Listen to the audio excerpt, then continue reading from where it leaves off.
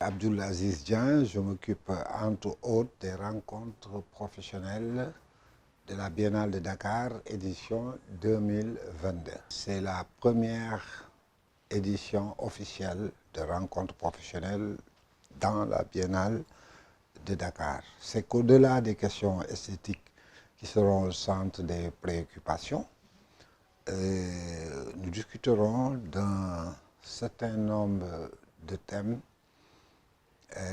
très importants, alors liés, un, à l'impact du Covid sur la créativité au niveau international, deux, au marché de l'art africain, trois, aux droits d'auteur comme fabrication de la valeur, et quatre, au financement innovant de la culture. Alors, sur le thème de l'impact du Covid sur la créativité, nous prendrons appui, sur le rapport de l'UNESCO 2022 qui consacre un chapitre à cette question.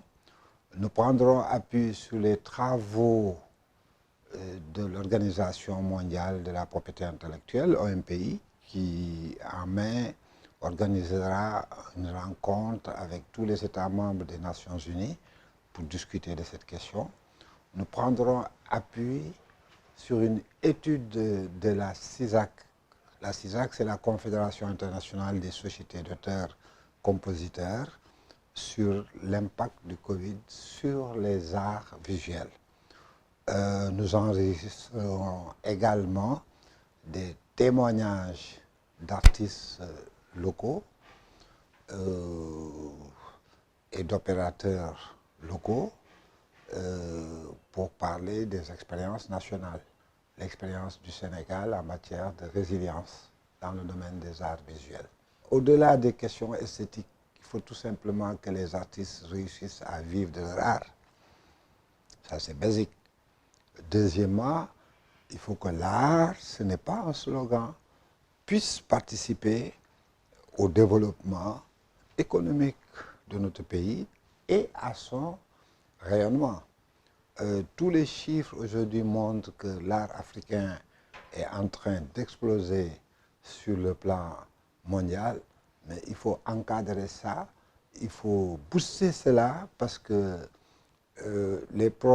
malgré les progrès notés, l'art africain contemporain n'a pas encore donné toute la mesure de son potentiel. L'Afrique n'est pas tout à fait armée. Il y a beaucoup de nouveaux droits, le droit de reprographie, le droit de suite, par exemple.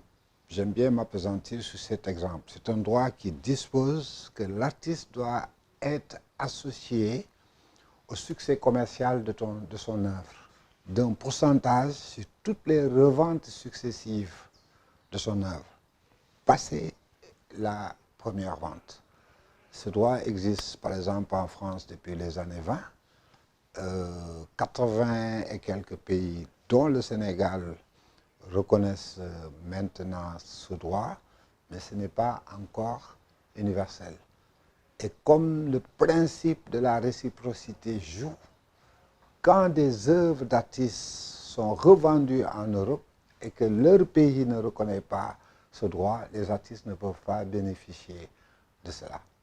Donc voilà un exemple qui montre qu'il y a là un droit très important, un mécanisme qui a été créé au bénéfice des artistes et de leurs ayants droit, mais les artistes africains n'en profitent pas trop. De la thématique de la Biennale Forger, je retiens l'idée de l'alliage. Sur le plan artistique, j'appelle ça fusion. C'est un autre terme qu'on peut utiliser pour parler de l'idée de Senghor, ouverture et enracinement. On peut s'enraciner sur ce qui est de nous et s'ouvrir à tous les parfums du monde.